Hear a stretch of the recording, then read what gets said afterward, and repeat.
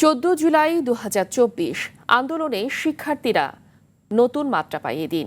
দিনভর শিক্ষার্থীদের গণপদযাত্রার পাশাপাশি রাষ্ট্রপতি ও জেলা প্রশাসকের কাছে স্মারকলিপি কর্মসূচি থাকলেও দুপুরে তাতে ঘি ঢালে তৎকালীন প্রধানমন্ত্রী শেখ হাসিনা। আন্দোলনকারী শিক্ষার্থীদের রাজাকারের নাতি বলায় উত্তাল হয়ে ওঠে ঢাকা বিশ্ববিদ্যালয় ক্যাম্পাস। রাতে হলের তালা ভেঙে বিক্ষোভ করেন ছাত্রীরাও। সেদিনের কথা জানাচ্ছেন শাকিবুর রহমান। UV protection যুক্ত Tibet luxury talcum powder, the next generation fragrance. Quota সংস্কার আন্দোলনে 14 জুলাই ছিল বঙ্গভবনে রাষ্ট্রপতির কাছে স্মারকলিপি জমা দেয়া কর্মসূচি। সকাল থেকে শিক্ষার্থীরা কেন্দ্রীয় লাইব্রেরির সামনে জড়ো হয়ে মিছিল নিয়ে ক্যাম্পাসের বিভিন্ন সড়ক ঘুরে শাহবাগ মৎস্য ভবন হয়ে শিক্ষা অধিকার চত্বরে গিয়ে পুলিশি ব্যারিকেডের মুখে পড়ে। সেখানে ব্যারিকেড ভেঙে সচিবালয় সংলগ্ন সড়কে ঢুকে পড়ে তারা। এক পর্যায়ে পুলিশ ব্যারিকেড খুলে দিলে শিক্ষার্থীরা বায়তুল মোকাররম জাতীয় মসজিদের সামনের সড়কে অবস্থান নেন। পরে নাহিদ ইসলামের নেতৃত্বে 12 জনের একটি প্রতিনিধি দল বঙ্গভবনে স্মারকলিপি জমা দেয়। তবে ঘটনার নতুন মোড় নেয় বিকেলে। ক্ষমতাচ্যুত প্রধানমন্ত্রী শেখ হাসিনা সংবাদ সম্মেলনে কোটা সংস্কার নিয়ে আন্দোলনকারী শিক্ষার্থীদের রাজাকারের নাতি বলে যৌক্তিক দাবিকে অবজ্ঞা করেন। মুক্তিযোদ্ধাদের নাতিপুতিরাও পাবে না, তাহলে কি রাজাকারের নাতিপুতিরা পাবে? বক্তব্যের পর ফুঁসে ওঠে বিশ্ববিদ্যালয় ক্যাম্পাস।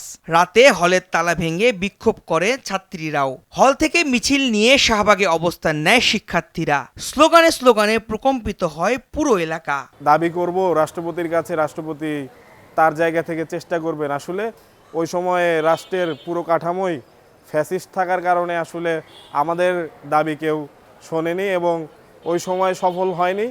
তবে 14 তারিখের তার যে বক্তব্য শিক্ষার্থীদের আন্দোলনের প্রেক্ষিতে ফ্যাসিস্ট শেখ হাসিনার পতন কিন্তু সে নিজেই ডেকে এনেছিল। একটা ফ্যাসিস্টের পতন বিভিন্ন উপায়ে হয়, কিন্তু সেই দিনই 14 জুলাই প্রথম নিজে ফ্যাসিস্ট হাসিনা নিজের পতনকে ত্বরান্বিত করেছিল। এর আগে অনেক কিছু হয়েছে, সে এত খারাপ বর্বর সবাই জানে, কিন্তু কোনোদিন তালা ভাঙার কেউ সাহস করে নাই। কিন্তু সেই 14 জুলাই প্রথম আমাদের বোনেরা রোকেয়া হলের যে কোনো দিন রান্নাঘরে গিয়ে এক কাপ চাও বানায় নেয়, সেই বোনও নেমে আসছিল ফ্যাসিস্ট হাসিনার বিরুদ্ধে। 5ই আগস্ট যে আমাদের চূড়ান্ত সফলতা এটা আসবে, এটা আসলে 14 জুলাই ওইভাবে বোঝা যেত না।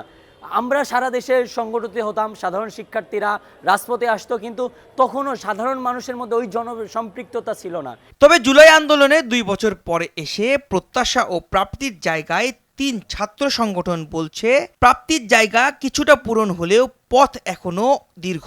যোগ্যতার ভিত্তিতে আমাদেরও একজন কর্মী, তাকে যোগ্য হওয়া লাগবে। যোগ্য হওয়া ছাড়া এই বাংলাদেশ আর কখনো এই চাকরি ক্ষেত্রে অন্য যে কোনো ক্ষেত্রে আমরা চাই বৈষম্যহীন বাংলাদেশ। সেই সত্যিকার বৈষম্যহীন বাংলাদেশ আমরা পাওয়া শুরু করেছি।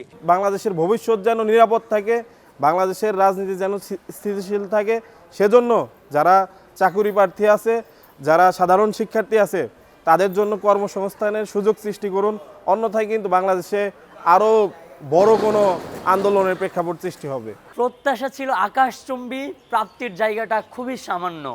আমরা গণঅভ্যুত্থান শুধুমাত্র একটা সরকার পতন হবে আর একটা সরকার ক্ষমতায় আসবে, এই প্রত্যাশা আমাদের ছিল না। আমাদের বাংলাদেশের একটা কাঠামোগত পরিবর্তন হবে এবং বাংলাদেশের মানুষ, প্রত্যেকটা শ্রেণীর মানুষ, কৃষক, শ্রমিক, মজুর, খেটে খাওয়া মানুষ, বিভিন্ন পেশাজীবী, সকলে তাদের মৌলিক চাহিদাগুলো পূরণ করতে পারে। সেদিনের আন্দোলনকে তুচ্ছ করে শেখ হাসিনার দেয়া বক্তব্য বিস্ফোরণ ঘটে শিক্ষার্থীদের মনে। অগ্নিস্ফুলিঙ্গের মতো ছড়িয়ে পড়ে পুরো আন্দোলন।